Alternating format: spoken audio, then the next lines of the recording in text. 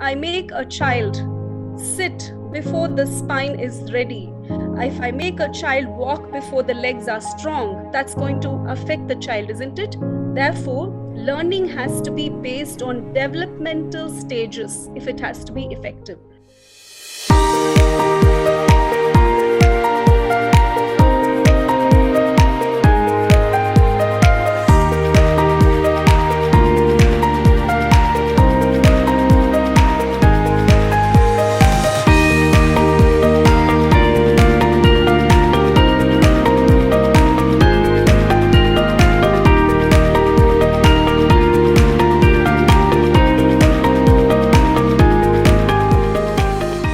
When we say holistic education, what age do you think your children start learning? What is the most important thing that you wish for your child? This is an important thing that we all need to have in mind. What age do you think that children begin to learn?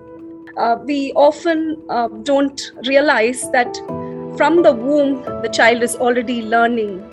And the moment the child is out of the womb, the child which was henceforth breathing through the mother's womb, through the mother's oxygen supply, now has to immediately, within that fraction of a second, start breathing on its own. That's learning, isn't it? That is learning. And it's also learning to eventually turn over, sit, crawl, stand, all that. All that is also learning, which we don't really lay an emphasis on. And so it is clear that learning is natural. Are they taught all this? Are they taught how to breathe on their own? Are they taught how to turn over? It is a repetitive thing that happens naturally, and then they gain mastery over it. And for them, when a child starts turning over, you will notice that they do it again and again because it's fun for them. It's challenging, yes, because they're not totally comfortable doing it, and they're not totally mastered that act. So they keep trying and trying till they master it, and then they move on to the next one. So it's actually play for them. Learning is actually fun. It's like a play. And only when it remains play, and only when it is fun, that they can go on learning. That's a very important aspect about learning, that it has to be fun if it has to be sustained. And learning, suppose I make a child sit before the spine is ready, if I make a child walk before the legs are strong, that's going to affect the child, isn't it? Therefore, learning has to be based on developmental stages if it has to be effective. So developmental stages, it's not just about the milestones, and once they start walking and going to school, the development doesn't end. They're still developing. That's why we have a field called pediatrics. Pediatricians are different from adult doctors. A child is not a miniature adult. The organs are different.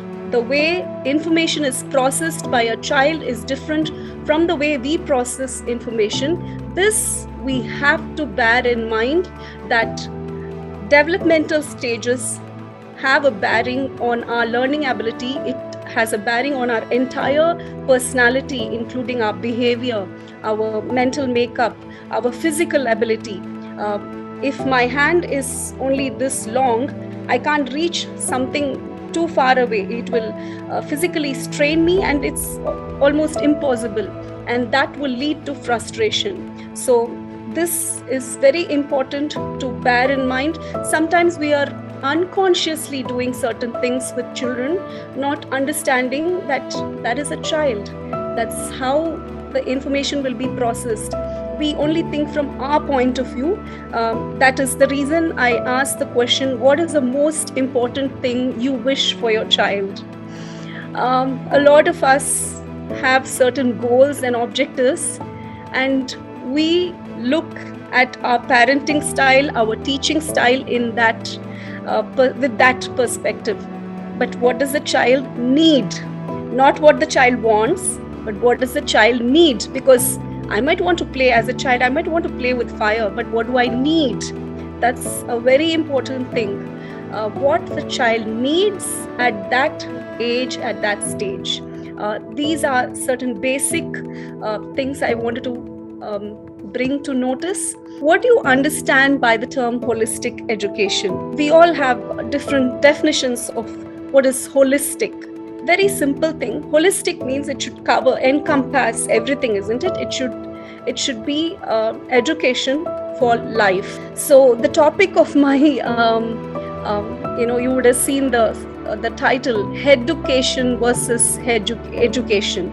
So we're constantly thinking of educating the head and academics, content, all the time, how many marks, what are the subjects, what job will I get after this?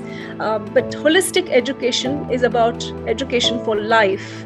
It's not just for one job, but I should be able to do anything and everything and meet life and its challenges head on with strength of character, with values, and also make a difference in society. I should blend with society, at the same time hold on to my principles and my values. First of all, I should have principles and values that are strong, that are me, that are an individual. I'm not aping somebody. That individuality, not like the ahamkar or the lower ego, like we say, but the higher ego or that individuality. No two human beings are the same. We are so individualistic.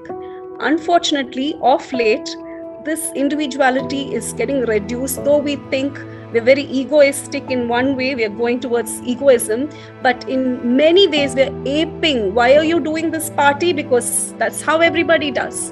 1-year-old birthday party will have alcohol, it will be late night, irrespective of what the age of the child is. Is the child going to enjoy? Because that's how everybody is doing it. I have to ape everyone. That's what we're doing. We are losing that individual discerning power. This is so important, and it is education that should make us strong individuals who have our own set of values. And we don't have a universal right or wrong, especially in our culture. There's no set of rules, and we are so individualistic, and education should cherish and let this individual blossom. That is about holistic education. What are the faculties that a human being has? What all can we do? Suppose I've come for this talk. What should I have in place? What is the most important things that I should have before I come to? Yes, I need to have the ability to convey, but yes, the subject, exactly, the information. I should have the information, right? I should have the knowledge. I should have a preparation. I should know what point to speak when.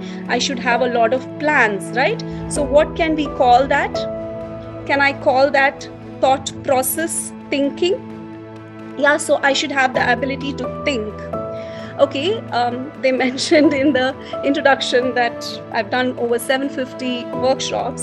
So I've been doing this over the years, but each time I'm so excited. So what should I have besides the knowledge? If I have to do every day, you have to do the same job. As a mother, you have to cook every day, or as a father, you have to do a certain set of duties. What do we have? Yes, commitment. What gives us that commitment? What is that? What gives us the commitment and the patience? What is it that gives us? What gives us that intention and commitment? It is, shall we say, yes, who said, I didn't catch the name of who said it, but the love and the passion, even if you do the same thing every single day, to just love it, then that will give you that extra zeal to do your job better, because you should love children, and you should also love what you do. If you're working with children, yes, love for children. But if you're working elsewhere, any other job, you should love what you're doing to have. Otherwise, again, I have to go, I have to wake up. That, that boredom should not set in. If you have the interest, the passion, then, so what can we call all that put together? As a human being, I have a thought process. What is the next faculty which includes all this: passion, interest, love, like, dedication, commitment? Can I call that feeling? My feeling level? Like, I have this feeling, intense feeling. Yes, responsibility. Who gives us that responsibility and motivation? It is our feeling level. I should love to do something. I should be angry with something that's bad, that's happening. I should have that anger. Anger is good in a way because we should stand for what we should stand against, what we are angry about. So feeling, the second faculty that a human being has is the feeling level, feeling, sense of feeling. And okay, I have good ideas, I have the plan what to do, I have a strong intention that I have to do this. And what is the third faculty that will make me complete, that will make me succeed in what I'm doing? What is it? I have the thought, I have the intention, and then what do we need? Discipline, yes. And health, yes, we need to have health.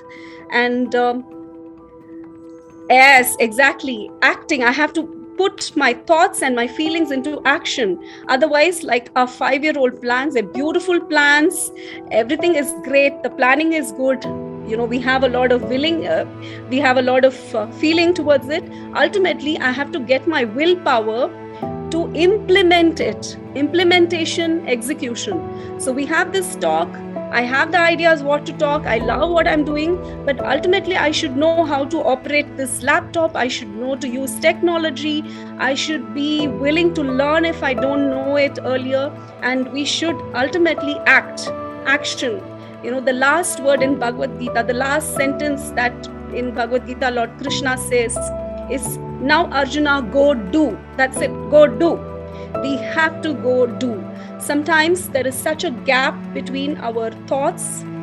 I know I have to do it. A lot of us have, the intention, but ultimately it doesn't translate into work. Why? Because we are lacking that will. Again, I'll give you an example. Some of us are so used to a clean house. Even if you're sick, you just can't let it be without, doing what you have to do. You need that order because you have that willpower. Even if there's no physical strength, you manage to do it with that willpower. Have you heard that term? I'm not doing it with my strength, but I'm doing it with my willpower. That willpower. How much of our educational institutions focus on developing this willpower? Because this willpower is so crucial. It's so crucial to the success of any program, any idea that we may have. The loftiest of ideas are of absolute waste if they don't get implemented. If it's just remaining in that realm, what use is it for anyone? It has to get into action, even if there is a gap between the beauty of the idea and maybe the implementation is a little pale, but at least somewhat you come closer to that perfect idea. But you have to bring some implementation, some execution of that idea, otherwise it's a waste. So these are 3 things. You agree with me? The thinking, the feeling, and the willing. Where there's a will, there's a way. Yes,